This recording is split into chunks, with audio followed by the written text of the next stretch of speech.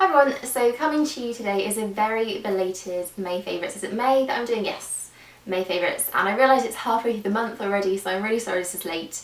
But yeah, let's talk about all the products that I've been enjoying in May, and I have quite a few here, so this may take a while. So the bulk of it is actually makeup, so I think I'll start with the other odd random bits. And the first one is a hair product, and I did have a small rave moment on my blog about this. I was literally sitting there typing the post, just so excited because I just had to talk about it. And it's the Ojon Revitalizing Mist. Now, I haven't really tried that many products from Ojon before, and I was just looking around the counter having a bit of a sniff, as you do, because we all know I like my nice smelling hair products, and this stuff just blew me away. The smell of it is incredible. It smells like tropical beach holidays, coconut, sun cream, all amazingness wrapped up into this little bottle. And I know it's bad to buy something because it smells good, but it was actually something that I was looking for, something that was like a spray, leave-in conditioner, hydrating type product, because my hair gets very frizzy, very Monica Geller from Friends in the summer, and I just wanted something that was going to rehydrate it but not leave it feeling heavy. You can't really see too well because I've been waving it around, but it actually comes in two parts. So there's, I think, a kind of oily part, which is the Ojon treatment oil that they do, and then like a leave-in conditioner, and you mix them together and it just creates an amazing product. And I've been using it to rehydrate my hair when it gets a bit frizzy. I've been using it to kind of just make it feel a bit fresher. I think the scent as well, because it lingers for so long, it's almost like a hair perfume. So if you haven't got time for a shampoo, you just want to run out the door, not have to worry about dry shampoo, things like that, this is really nice to just spray through it. It makes your hair feel and smell cleaner. So that has just been probably my favourite product all month. I've been in love with it and just spraying it in, you know, whenever I feel like it. I haven't been trying out too many new skincare products over the last month because I've really been sticking to what I know, but there are two new things that I've incorporated into my routine, and they're actually both from Benefit, and I've really been enjoying using this duo in the mornings. So there's the triple performing facial emulsion, which is their oil-free moisturiser, and then the Dream Screen, which is a new product they've launched recently, and this is an SPF 45 PA+++ oil-free sun cream, and I love using my sun creams, I love protecting my skin, and it's really great that this is an SPF 45 because it feels so incredibly light. It feels lighter, I'd say, than the actual moisturiser. So these two together, because they are both oil-free and they are very light, they let my skin breathe and they don't make it too greasy, but I'm still getting a lot of moisture and a lot of protection from them. So those two together have been my kind of go-to morning moisturiser duo.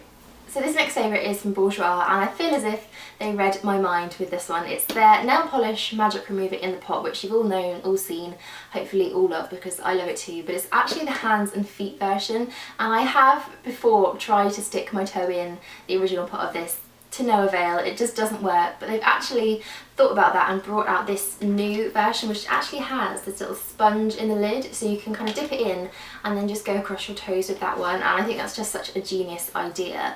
And the product's still the same inside, the formula is still amazing at taking off nail polish and really moisturising your nails while it does it too. I also find this little top sponge to be really handy for touching up your nails.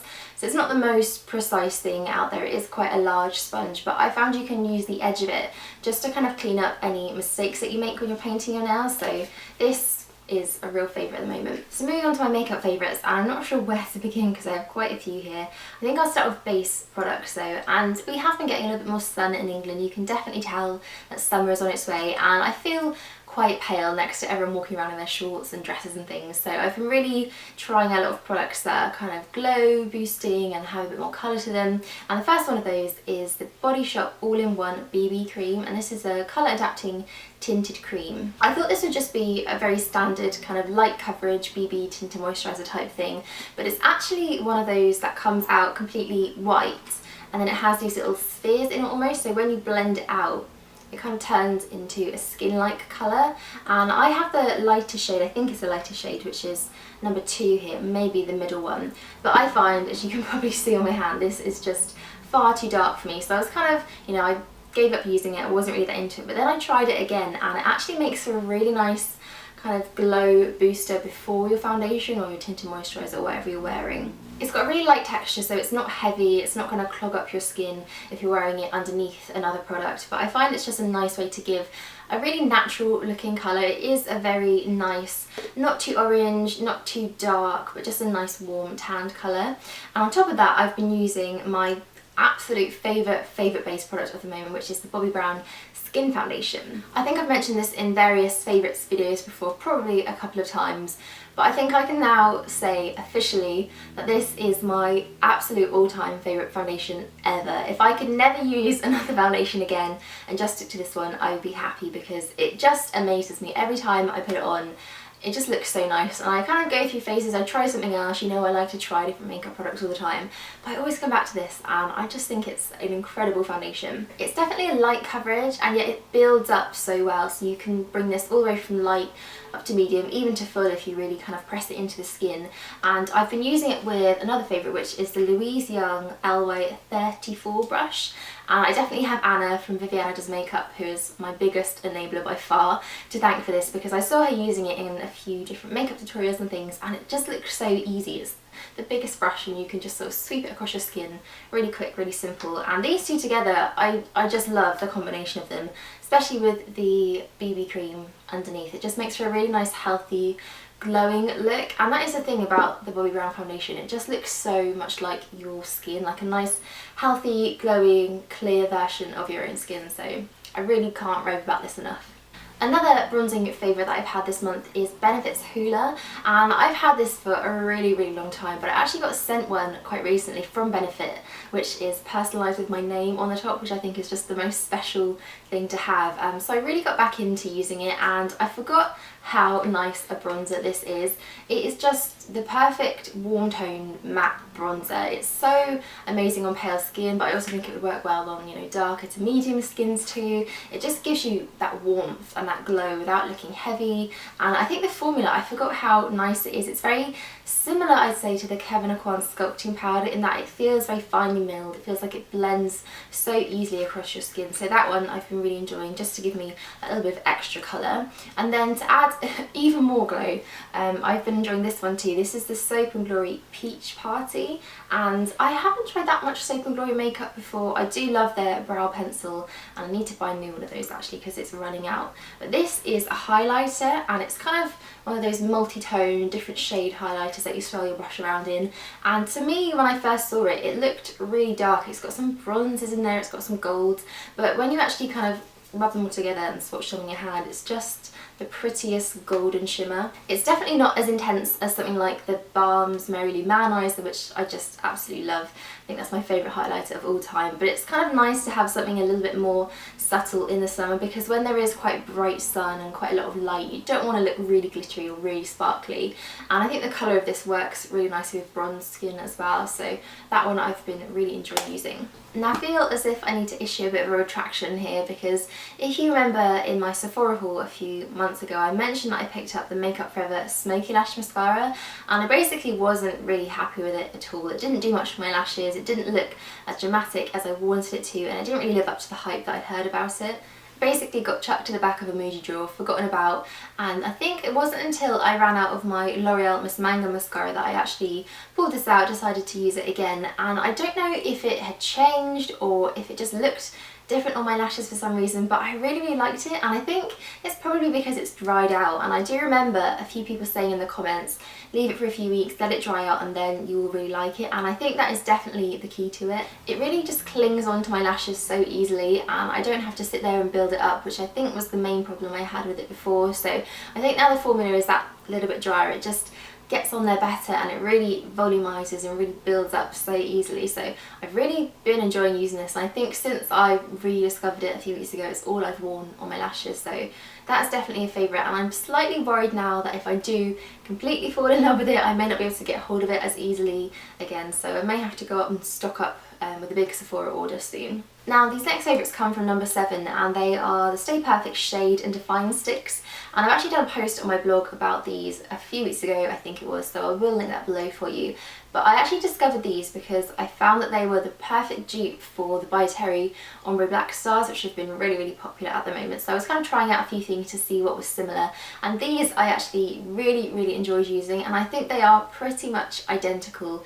They are just as long wearing, they're probably, I'd say, some of them, especially this dark brown one here, which is called Coffee Bean, even more pigmented than the By Terry ones, and they're just really affordable compared to the kind of £30 or so price of that one. So these are the shades Coffee Bean, which is a dark brown, Glistening Ray, which is a gold, and Cool Mink. And these have just been probably the only things I've worn on my eyes. I've pretty much put down all my eyeshadows and I've just been using these cream sticks, and they're just the simplest, quickest and easy thing to use. So I've been putting this one usually, which is like the minky colour, as an all over base, and then using the dark brown just to sort of line my eyes, and that's what I actually have on today. And then this gold is really nice for taking on the inner corner to brighten everything up. They're so handy to travel with as well. I'm actually going on holiday soon, so I think these are all I'll be taking with me because they just fit into your makeup bag, don't really take up much space at all. So those have been my favourite sort of eyeshadow products of the month. Now, similar to the Ojon Revitalizing Mist, this next favourite holds a very special place in my heart, and it's the Kevyn Aucoin Matte Lipstick in Forever.